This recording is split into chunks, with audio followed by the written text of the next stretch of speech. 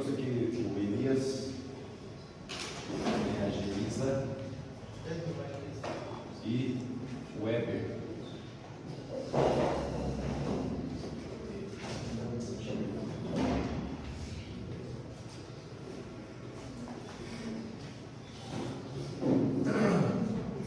Você observou que eu falei que eu trouxe os três. Elisa, eu trouxe o Weber, eu trouxe você escreve, amém? Amém, gente? Amém. Ah, mas eu não sei escrever, sabe? Sim.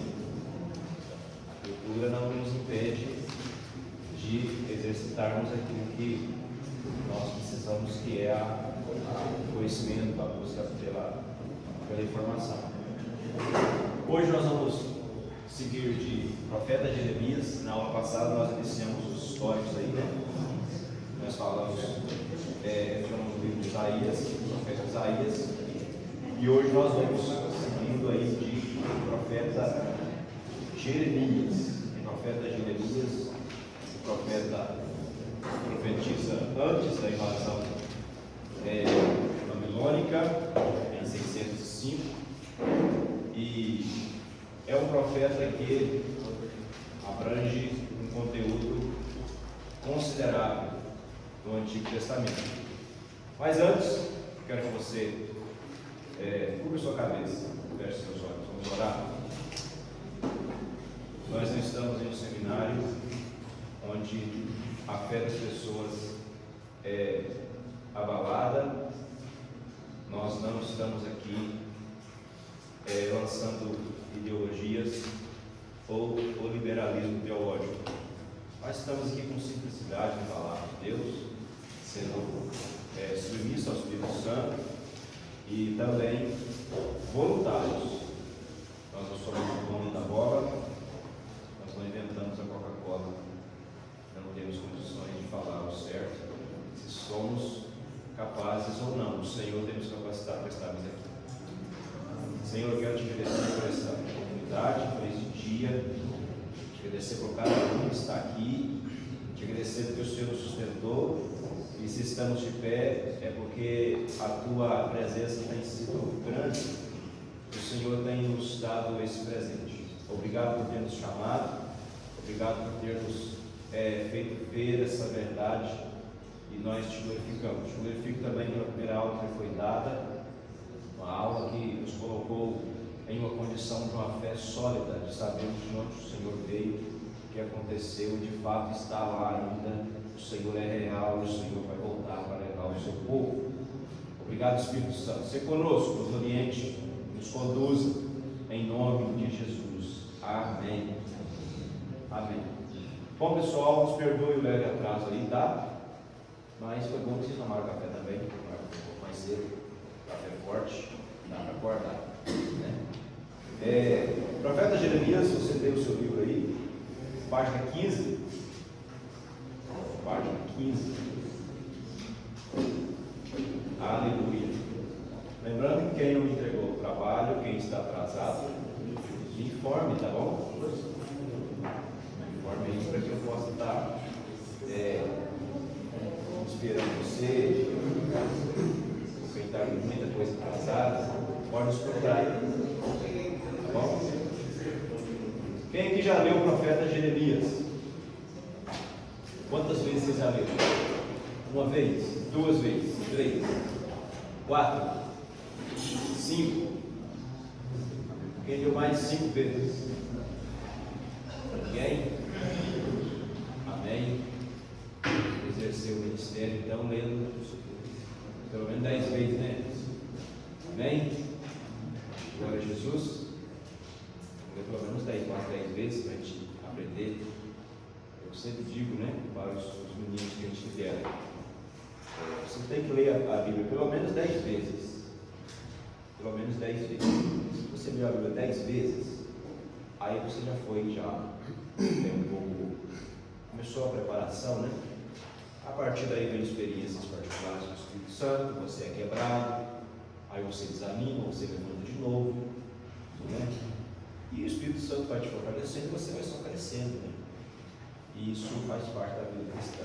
Você precisa conhecer o texto, estudar e se aplicar a isso.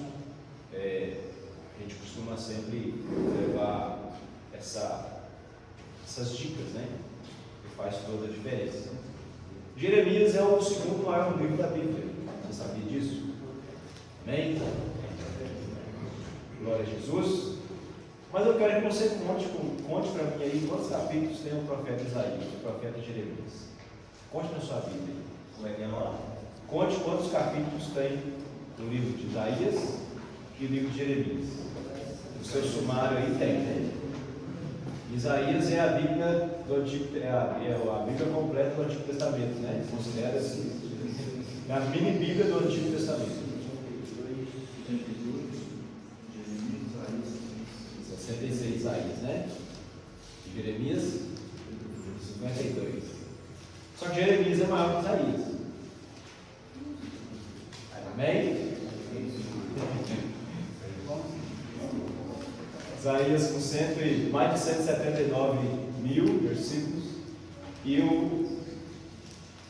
Jeremias com mais de 200 mil. Então, o capítulo são mais capítulos, mas os de Jeremias são maiores, mais versículos. Então, tecnicamente falando, né, Jeremias é o segundo maior de toda a Escritura, seguido de Salmos. Vamos lá então, profeta Jeremias. O significado é: o Senhor designa ou estabelece. Que interessante, os judeus tinham essa preocupação, né? Sempre trazer um nome com uma indicação, com um significado. E isso faz parte até hoje, né, de Israel, da sua cultura. E isso leva muito a nossa cultura também. Nós herdamos isso também de Israel. Quando meu filho foi nascer, a gente orou e a gente queria colocar um nome mais básico, um nome mais fácil, tanto a gente falar como tem que escrever também. Então a gente levou em consideração a questão de significado de nome. Então faz toda a diferença, sim, com certeza. Autoria do livro de Jeremias, tanto evidências externas quanto internas.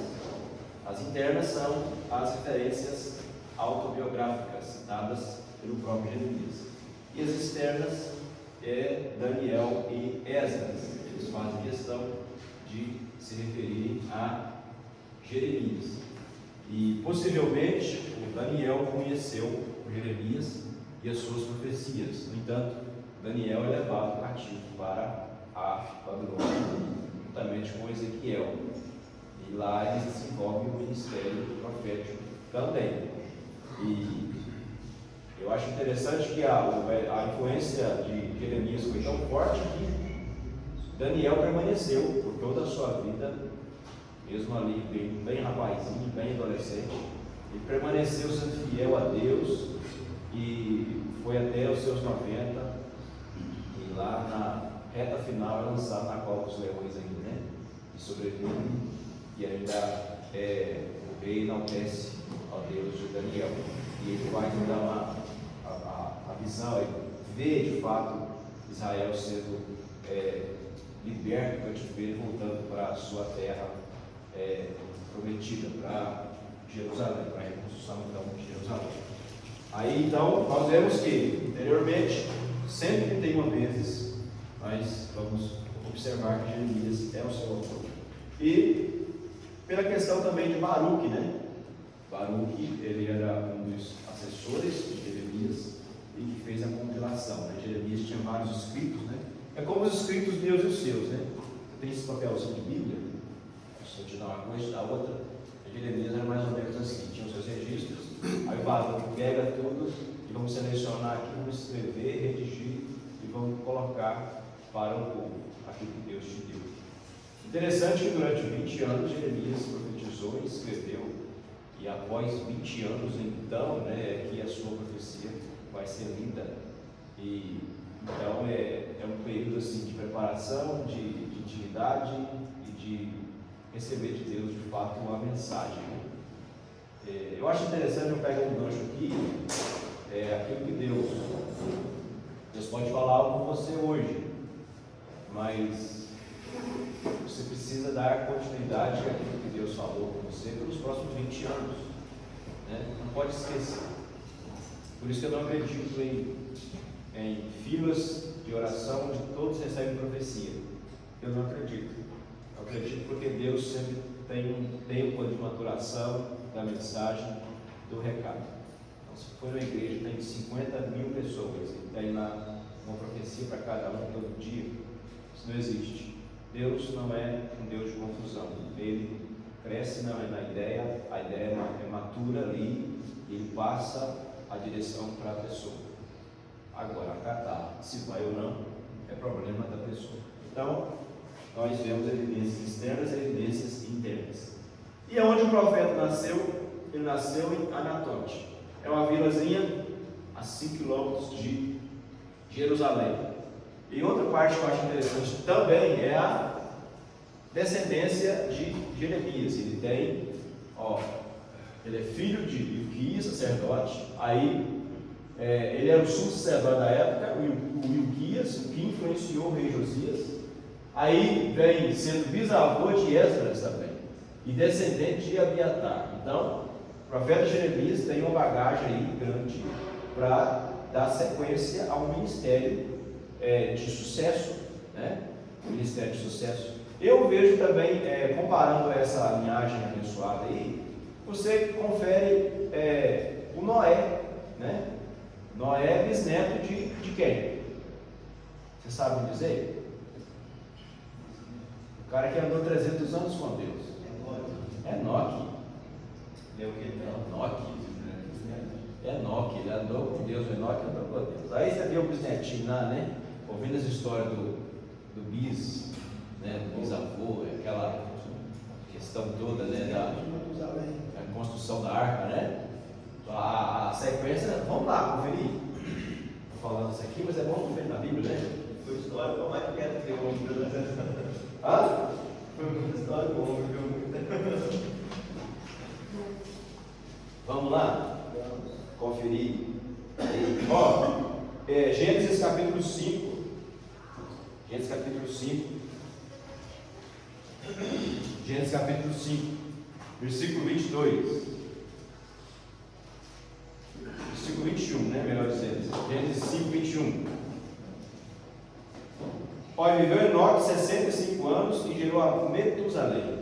E andou Enoque com Deus depois que gerou a Metusalém 300 anos e gerou a filhos e filhas. E foram todos os dias de Enoque 365 anos. Aí depois pula para o versículo 25. E viveu Metusalém 187 anos, gerou a Lameque. Beleza, então Lameque é neto de Enoque. Aí veio Metusalém, depois que já gerou a Lameque, 600, e aí foram os dias de Metusalém. Aí 29. 28. E viveu Lameque 182 anos, gerou um filho, chamou seu nome Noé. Então, bisneto. Imagina se eu fosse bisneto de Noé. Eu não estaria. Pode falar. Matusalém, então, ele morreu no dilúvio, né? Matusalém morreu vendo isso. Se você pegar o dado quando ele nasceu e gerou os anos, quando aconteceu o dilúvio, ele provavelmente ainda estava vivo. Estava vivo. Senão ele ia viver mais, porque ele morreu 969 anos. Se não tivesse dilúvio, ele estava vivendo até hoje. Isso significa, né, que a sua morte trará o prejuízo. No ano que ele morre, não tem o dilúvio. No ano que ele morre, né? O Noé já é profetizado pelo nome dele, né? Ele traria descanso. Ou seja, a terra estava conturbada pela maldade do homem. Deus traz um homem para trazer descanso. Aí a descendência totalmente faz total diferença essa passagem, né, passando aí. Você que está aqui esta manhã, profetize sobre seus filhos, libera uma palavra de Deus sobre eles, né?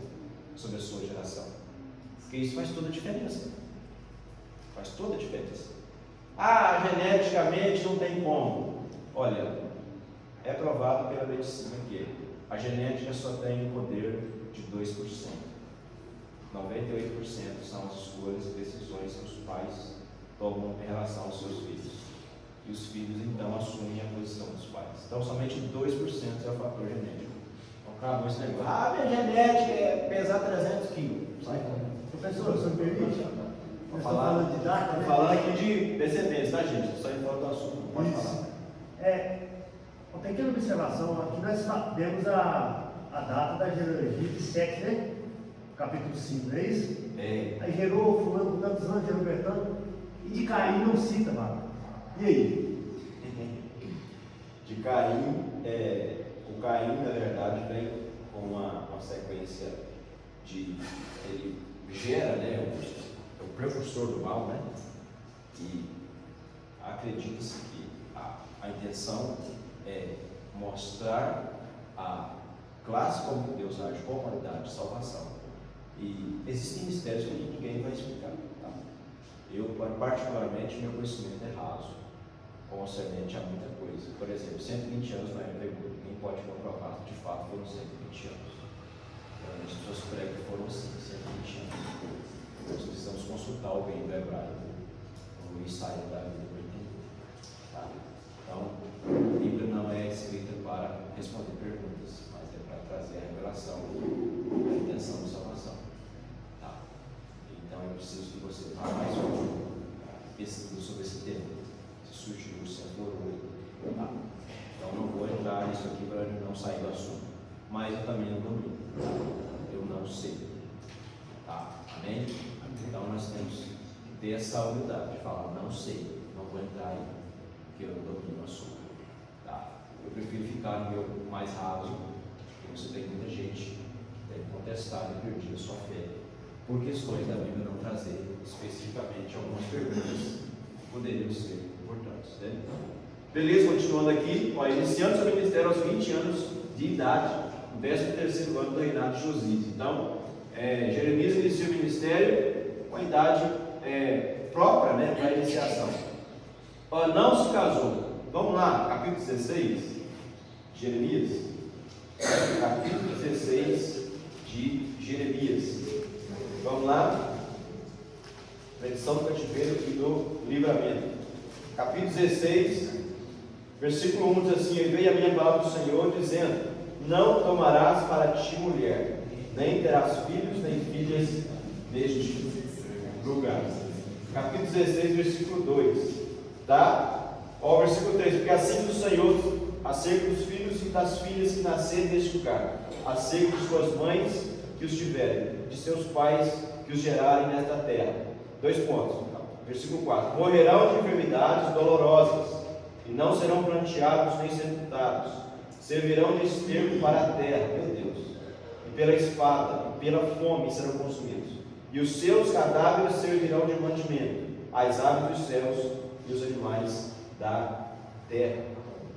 Gente, se você pegar Lamentações de Jeremias e fazer um paralelo com Deuteronômio 28, você vai ver uma lista idêntica daquilo que Deus falou a respeito de maldição, e a maldição completa, vivenciada nesse tempo de Jeremias.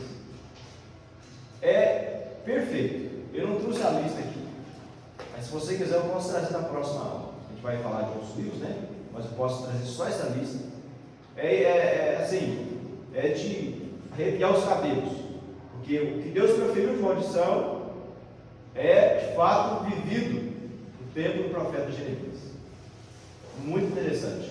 E interessante que a profecia que Deus profere é mais ou menos 900 anos antes. 900 anos antes. Israel saiu em 1440 do Egito. Então, essa profecia, esse cumprimento agora é no ano 600. Né? 600. Então, quase 900 anos. Deus profere, olha, vai haver isso, isso, aquilo outro. Deus proferiu até lá que os filhos seriam levados, né? Nus, com as nádegas de fora. Que vergonha! Imagina você ser levado para a cadeia pelado. Que situação! Você levado para outro país, ativo, sem direito a nada, sem direito à sua história, né? Cabeça baixa, vendo que a sua casa foi destruída. Isso viveu Israel, gente. Isso aqui Israel viveu por desobediência. Tá? Então Jeremias não se casa por essa questão, por ordem divina. Mas seu celibato serviria ao povo de sinal da próxima destruição que viria sobre Jerusalém. Então nós temos aqui, dedicou toda a sua vida adulta ao ministério profético, com duração de 40 anos. 40 anos. Jeremias, nesse tempo de profeta, ele viveu críticas, ele viveu por momentos de extrema perseguição e ao final foi lançado em um calabouço ainda, só para completar. Então o cara é proibido por Deus de se casar, no final do ministério é lançado no calabouço, onde há lama e barro, e ele então é lançado à própria sorte. Só não morre porque apareceu um etíope, um Cushita, que avisa o rei da tamanha covardia, e então foi uma misericórdia de Deus de tirá-lo daquela situação terrível de lama. Então a perseguição feita a Jeremias não era uma perseguição do baixo escalão de Israel. Você imagina você ser perseguido pelo próprio presidente da República, imagina você ser citado nas reuniões, imagina você ser citado pela classe política como inimigo. Imagina que cara que um homem desse, como que um homem desse vivia na sociedade? Era a mensagem dele, a mensagem contrária, né? Porque ele pregava a mensagem de entrega: rendam-se à Babilônia, rendam-se à Babilônia, rendam-se. Israel não entendia por que se render, a gente lutou até agora, mas na verdade o Senhor traria juízo sobre Israel através da Babilônia. E a intenção de Deus era que a terra descansasse os seus 70 anos que Israel havia profanado. Então ele dedica toda a sua vida ao ministério profético, e cerca de 5 anos no Egito, beleza? Aí ali no tempo do ministério do profeta, primeiro começando lá em Josias, vê a reforma de Josias e vê o pai, influenciando Josias.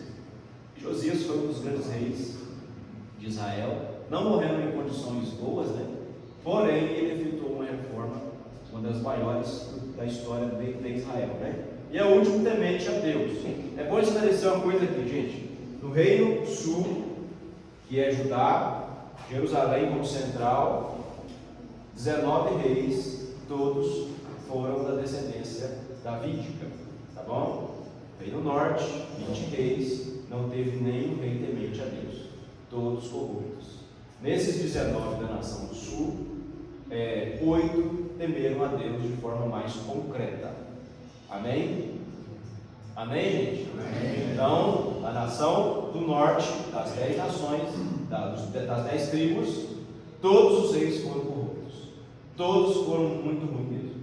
No entanto, a Assíria vem mais de 100 anos antes, 120 anos antes, e leva eles cativos para o seu império.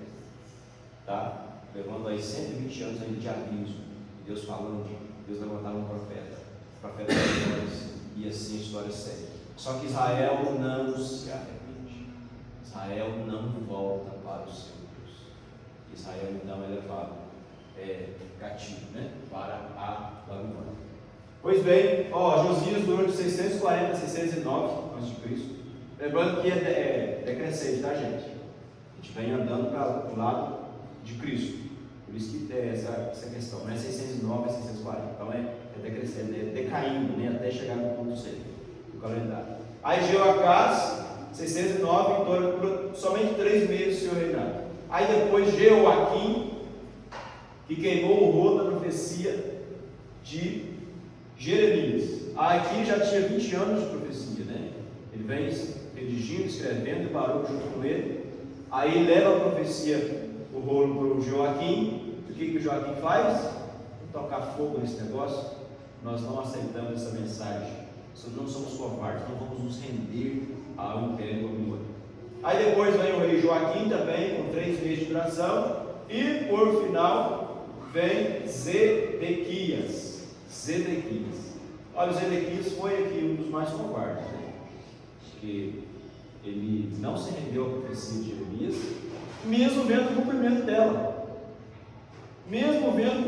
dela.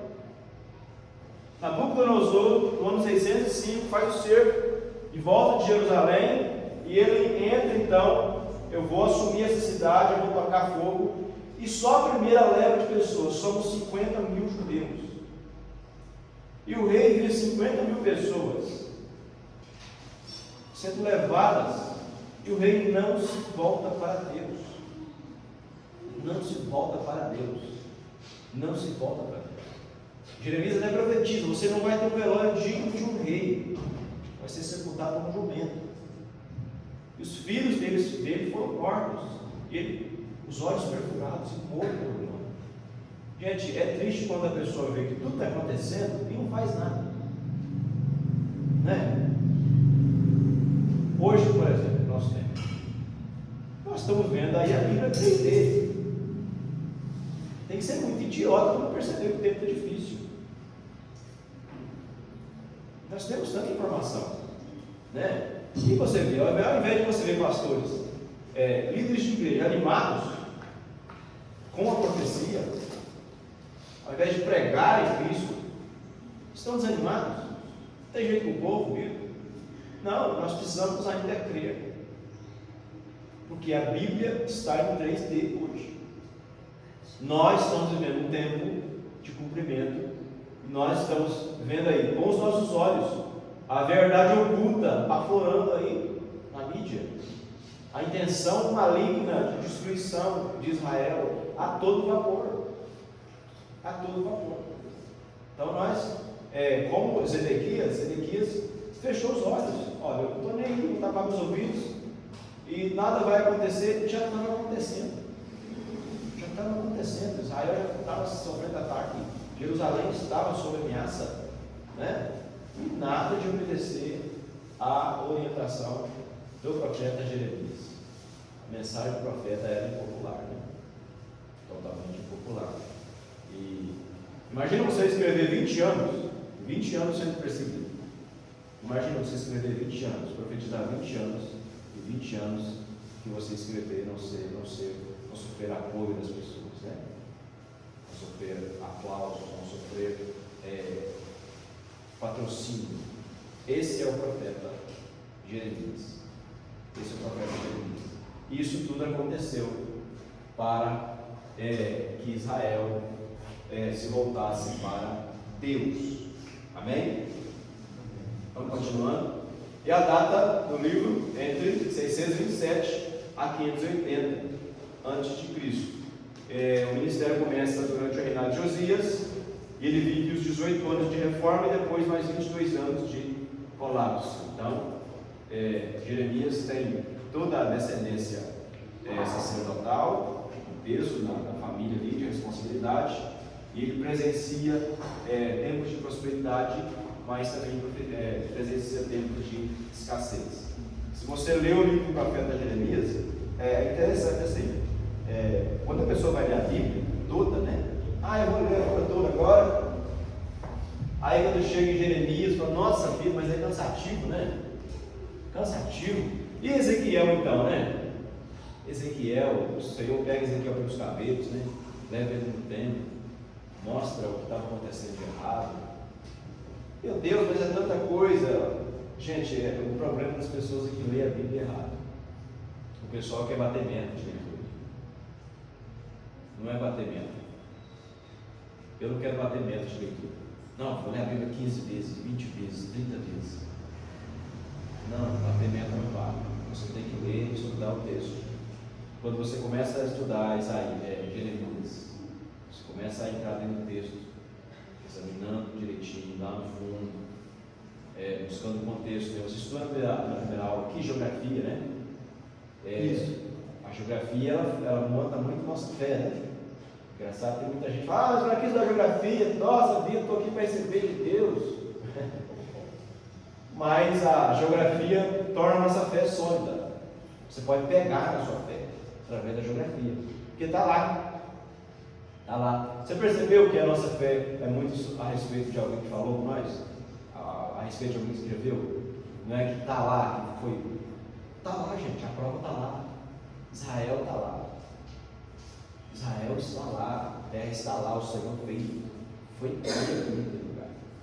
Não é fé no visível, é no visível. Não nós temos nós estamos com a faca e o queijo na mão, tudo aí na frente, aí direitinho, ó. Aqui ele vai errado.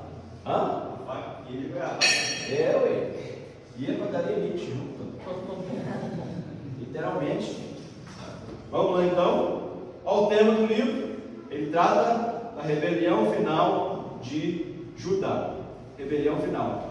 Gente, eu vou trazer eu vou pegar aqui um ponto interessante que as pessoas sempre falam assim. Ó, ele vai tratar da rebelião final de Judá. Eu já vi muita gente falar assim, olha, isso está acontecendo, é porque a Bíblia diz que vai acontecer, então tem que acontecer. Beleza.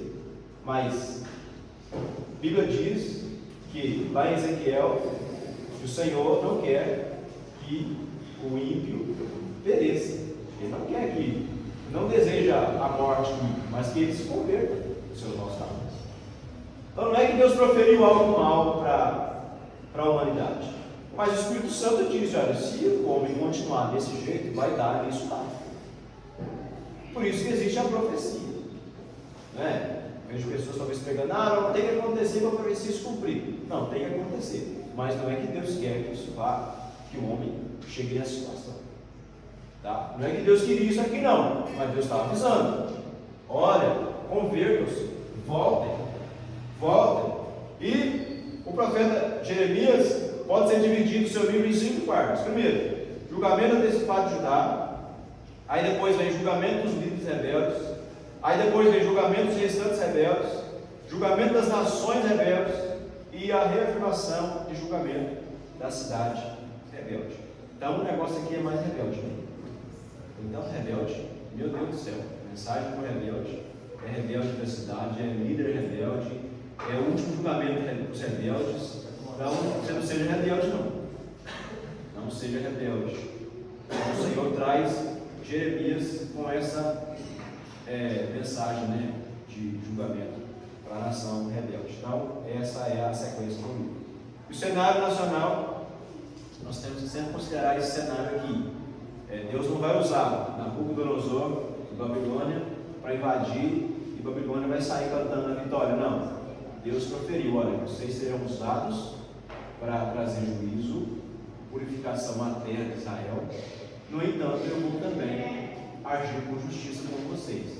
Toda maldade que Nabucodonosor fez com Israel, ele teve que pagar depois. Toda maldade que Babilônia exerceu com Israel, eles tiveram que acertar com o próprio Deus. Amém, gente? Amém. Deus não sai devendo nada para ninguém. Então, em 609, o rei Josias é morto e inibido, e ao tentar impedir que o rei do Egito, Faraó Neco, prestasse auxílio para a Assíria, numa batalha contra a Babilônia. 3 anos depois, em 609, o rei Nabucodonosor libertou Jerusalém do controle dos egípcios, tornando-se seu controlador. Olha, lembrando que a Assíria tem a sua capital. Qual é a capital da Síria, quem sabe? Assíria, capital da Síria. Não, naquele tempo. Nínive, isso. Nínive, capital da Síria. Aí você pega a Síria poderosa, com seu exército poderoso, cruel. Jonas nem quer ir lá. Você sabe disso, né? Investe. Aí você pega logo abaixo, isso acima. Abaixo tem quem? De baixo para cima, o Egito, com a sua gama de força também, e de história, de exército, de conquista. Meu Deus do céu, gente, Israel está cercado por todos os lados, é de cima e embaixo. Somente o próprio Deus pode livrar Israel. Só que Israel não entende. Então o contexto, o cenário de Israel desse tempo é um cenário de afronta. É mais ou menos assim, tipo Estados Unidos contra o Brasil, de cima para baixo. Aí você pega os países aqui, divisam com o Brasil, contra o Brasil. Imagina que guerra.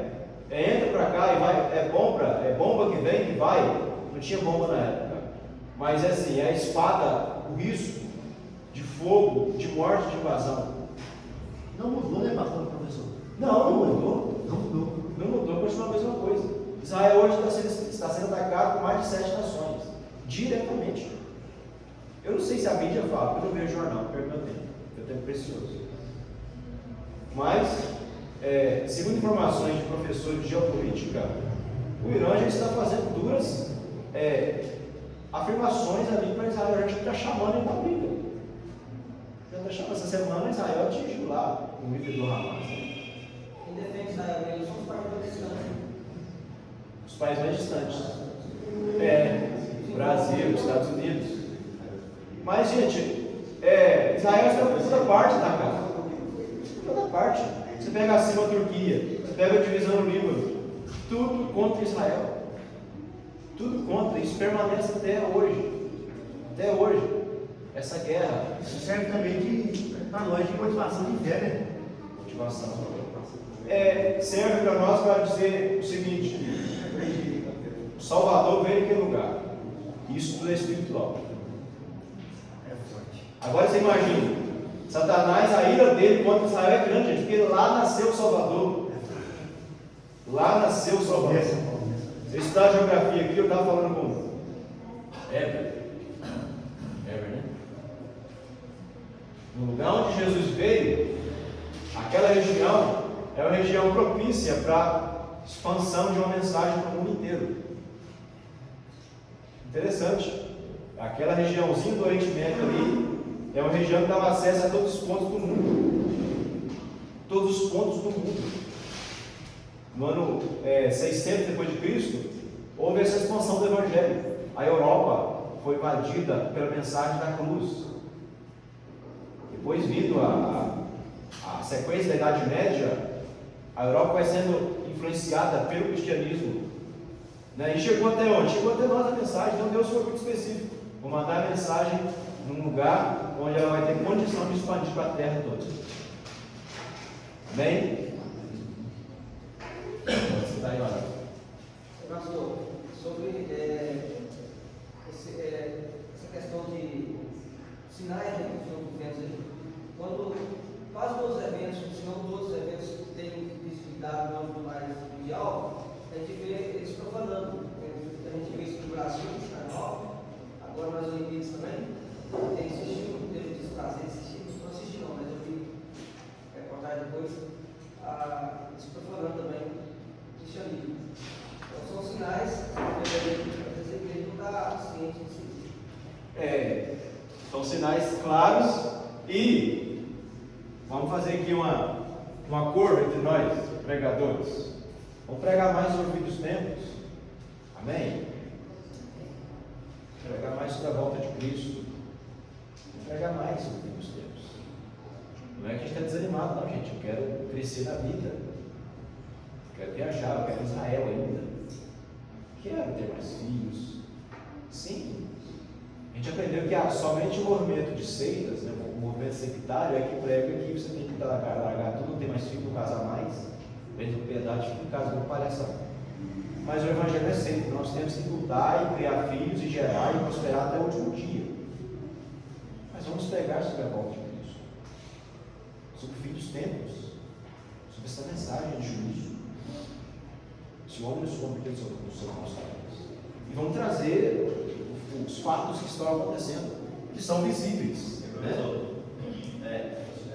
Vou pregar a respeito da palavra que o senhor está falando sobre o rei Joaquim, que foi cegado, o espírito dele, a Bíblia diz que Deus não se cega segundo o entendimento da humanidade.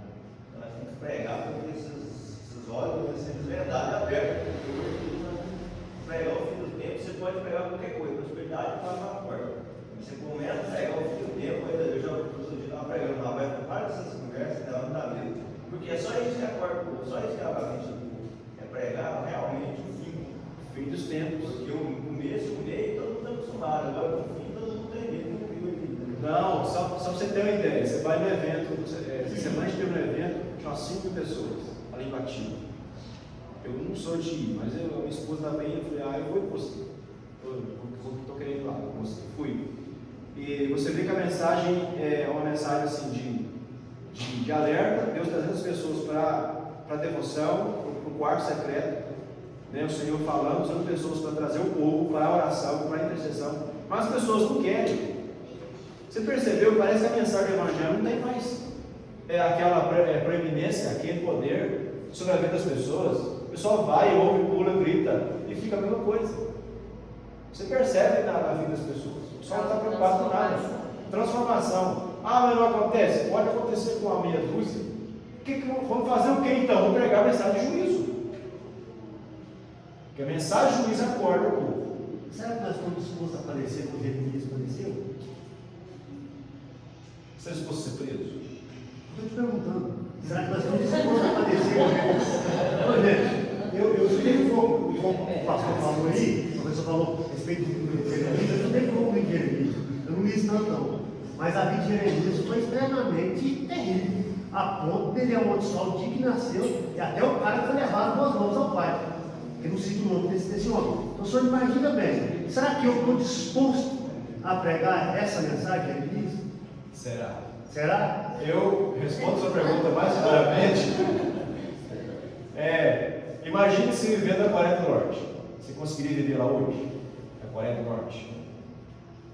Um país 100% perseguido, onde os cristãos são presos e torturados, levados para campo de concentração.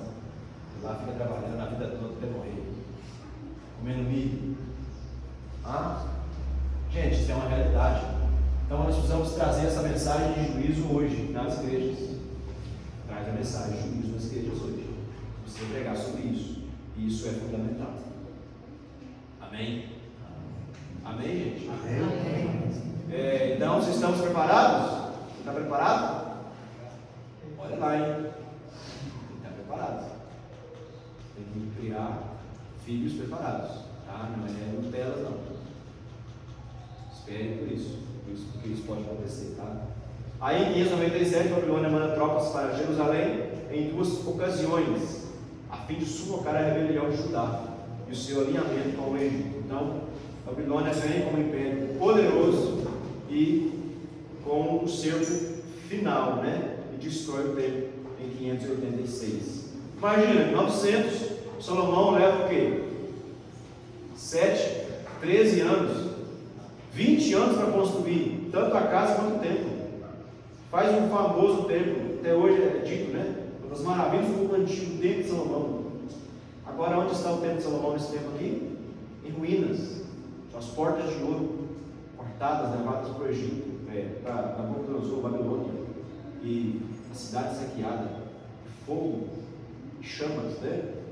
Triste, pessoal, muito triste.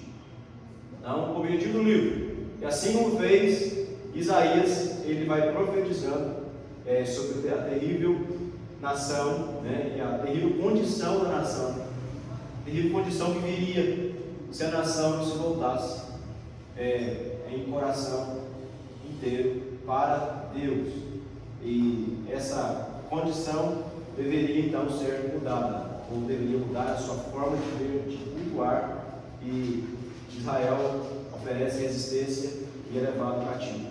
Então, fica a dica aí, né? Não vale a pena ir contra a vontade de Deus, pois Ele envia tanto bênçãos quanto correções. Não compensa seguir fora da linha que Deus planejou. Não vale a pena. Vale sim a pena seguir em obediência ao Senhor. Aí eu coloquei alguns pecados de Israel aqui. Olha, venda de pessoas, falsa religiosidade, embriaguez e maus tratos aos pobres, quebra de votos. Aí vem proibição da palavra, que foi Jeremias, né? A sua palavra foi queimada também. Injustiças sociais, relações sexuais ilícitas, sacrifício a ídolos e corrupção material e espiritual. Essa corrupção material e espiritual aqui Israel deveria a cada 7 anos dar um descanso na terra. Trabalha 6 anos, 7 anos descansa a terra, não faz nada. Israel já vinha de uma longa história de séculos, trazendo sobre a sua própria terra a maldição proferida em Deuteronômio 28.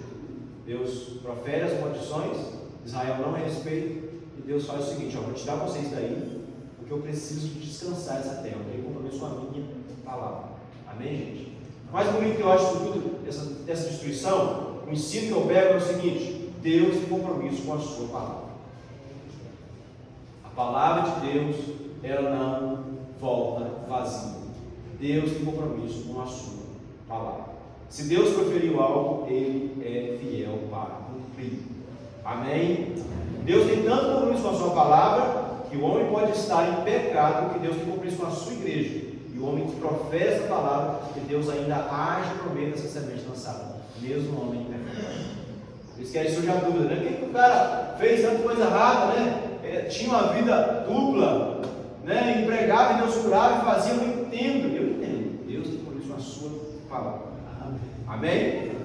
Então, sua correção vem em detrimento do povo quanto à observância do ano sabático, como eu citei aqui, né? Para cada 6 anos de plantio, deveriam guardar um ano de descanso da terra. E os 70 anos de cativeiro foi para reivindicação. Israel vivia em completa idolatria, ganância e apostasia. Meu Deus do céu!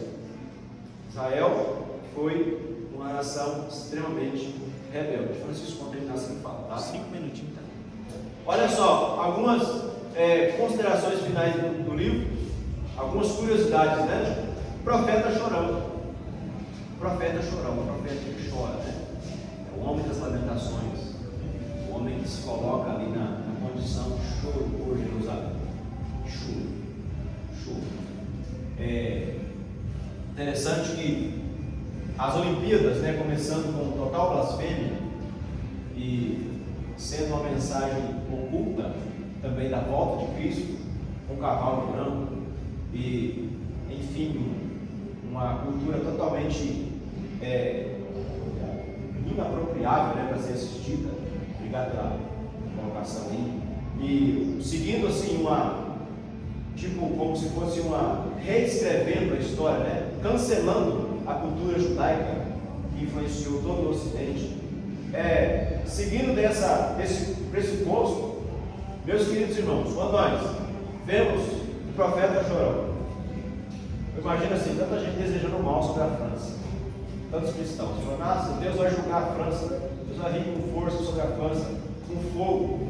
Não, nós temos que chorar pela França, chorar por aquele país, chorar por essa nação rebelde, chorar por essa nação que se afasta dos caminhos do Senhor, e não proferir julgamento, mas sim a mensagem de juízo, mas com choro, comprando.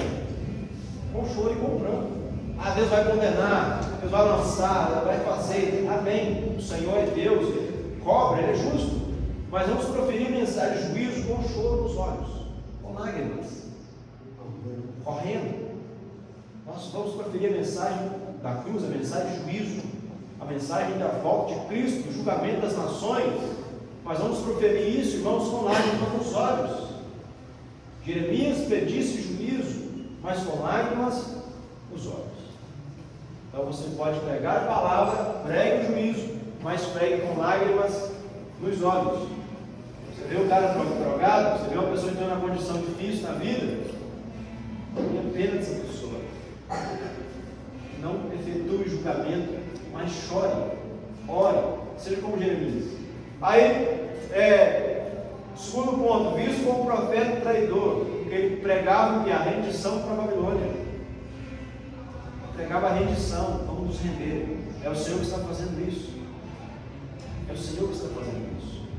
Próximo ponto, ele traz a mensagem de esperança. Deus prometeu que a trono de Davi não cessaria, mas durante o cativeiro, essa promessa foi interrompida, porque o trono foi cessado temporariamente. Somente após o cativeiro que Israel retorna, é que vem então a sequência, e o Messias vai, tomando forma até aparecer lá Isaías pregando no deserto. Aí entra a segunda casa. Aí entra a segunda casa de Cristo. O senhor permite? Pode falar. O senhor tem ideia onde foi os fins dos dias de Jeremias? Pode falar uma coisa ou não? Olha, sim ou não? eu sigo a teoria que foi no Egito. Ele profetiza, ele é levado ao Egito. Isso existe confirmação que ele foi levado ao O Egito. senhor acha que foi até assim, uma vontade de Deus para com ele? Aí, ele saiu, em vez de ir para a Babilônia e para o Egito, o senhor vê ou não? Olha, para a Babilônia, ele teria toda a condição de ir. até apoio, né? O Babilônia ficou sabendo que tinha um profeta lá que apoiava ele. Ele falou, não, é possível. Mas ir para o Egito, eu não vou dizer que seja a vontade de Deus também. Vou dizer que o Jeremias preferia morrer em Jerusalém do que descer para o Egito. Mas há indícios, há algumas linhas teológicas que afirmam que ele foi levado, ele foi obrigado a descer para o Egito. Tipo, levado à força para o Egito. Não se pode comprovar, mas existe uma linha teológica muito forte sobre isso. Foi levado fortemente ao Egito. Lá pode ter sido assim. Tipo assim, vou matar você aqui agora porque você destruiu a nossa nação, você profetizou coisas ruins e aconteceu. Então, provavelmente foi morto no Egito. A Bíblia fala que ele profetiza o povo não descer do Egito. É um povo primeiro deles. Ele fala que Deus não aí profetiza. Não, esse profetiza. Quando ele fala isso, o povo vai falar, não, foi Deus que falou que a gente vai descer do Egito. Você vai dar a gente isso. Aí ele leva ele. Mas só que depois, Babilônia invade o Egito. Destrói aquele povo também que mudou a espada, ou a peste, ou a fome. E aí eu não sei se o Jeremias ele volta para ele. Não há um esclarecimento, mas acredito que ele foi assassinado no Egito. Então,